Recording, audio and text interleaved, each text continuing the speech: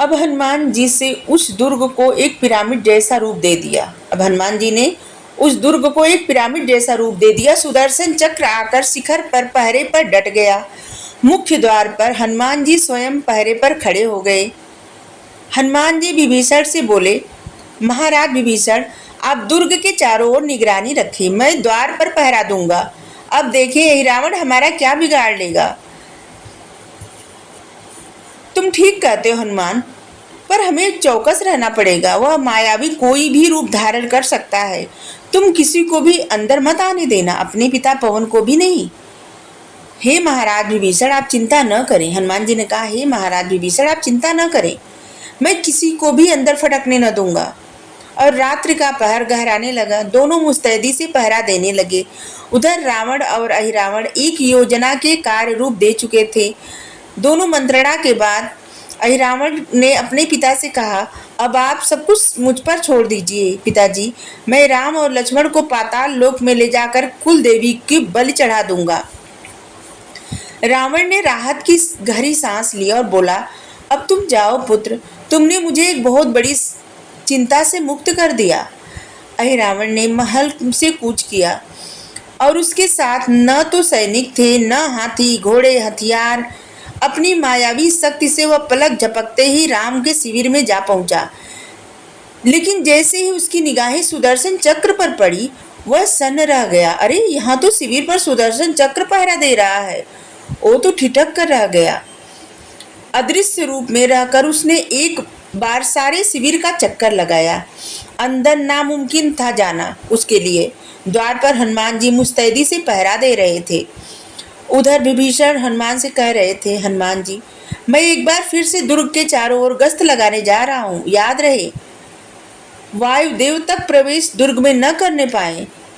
जैसे विभीषण कुछ दूर चले, मायावी अहिरावण तुरंत राम के पिता दशरथ का वेश बनाकर दुर्ग के द्वार पर जा पहुंचा।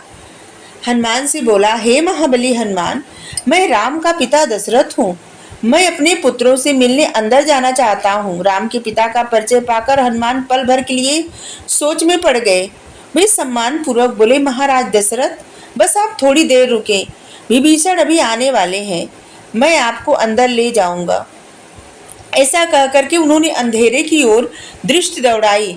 कुछ ही देर बाद जब विभीषण लौटे तो हनुमान बोले, महाराज विभीषण, श्री राम के पिता दशरथ आए हुए हैं। वे तत्काल अपने पुत्रों से मिलने के लिए उत्सुक हैं। अब वो चौंकने की बारी विभीषण की थी। अब तो चौंकने की बारी विभीषण की थी। इधर उधर देखते हुए उन्होंने पूछा, हे पवनसुत, एक ऐसी बात कह रहे हो, मुझे तो यहाँ कोई नहीं दिखाई दे रहा है।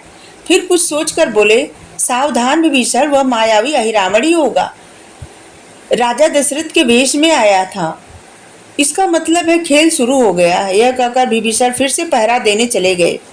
विभीषण के जाते ही रावण ने इस बार भरत का रूप धारण किया और हनुमान से, राम और लक्ष्मण से मिलने का आग्रह किया। लेकिन हनुमान सतर्क थे। उन्होंने विभीषण के आने की प्रतीक्षा करने के लिए कहा।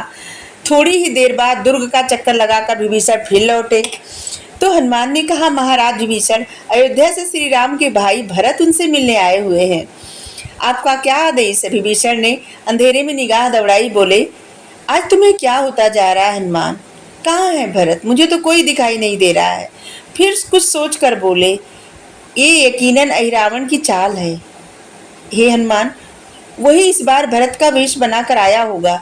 मैं अंदर जाकर राम लक्ष्मण की सुरक्षा कवच पहनाने, ताकि वह मायावी किसी भी रूप में जाकर उनके साथ कोई छल न कर सके। तुम मुस्तैदी से पहरा देते रहना, कह करके वह अंदर प्रवेश कर गए।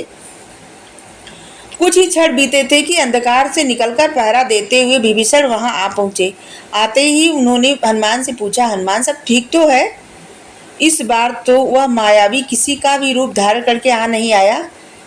नहीं, कोई नहीं आया। पर एक बात तो बताइए महाराज विभीषण, अभी अभी तो आप प्रभु राम और लक्ष्मण की सुरक्षा कवच बांधने को कह करके अंदर चले गए थे। एकाएक इतनी जल्दी वापस कैसे लौट आए? वो भी अंदर आने की बजाय बाहर से। विभीषण ने कहा, तुम क्या कह रहे हनुमान? मैं तो अंदर कभी गया ही नहीं। और विभीषण कहे, ओह, समझा, हमारे साथ धोखा हो गया हनुमान। वह मायावी मेरा भीष बनाकर अंदर जाने में कामयाब हो गया। चलो अंदर चलते हैं। और दोनों भयभीत होकर अंदर भागे। अंदर पहुंचे तो सचमुच विभीषण की आशंका सही सिद्ध हो चुकी थी। सारी वानर सेना सोई पड़ी थी। जहां राम लक्ष्मण विश्राम कर रहे थे उस स्थान पर बड़ा सा गड्ढा खुदा हुआ था। सुरंग बनाकर कपटी अहिरावण सोए हुए राम लक्ष्मण को लेकर पाताल लोक में भाग चुका था। अब इसके आगे बात। Thank you. राधे राधे।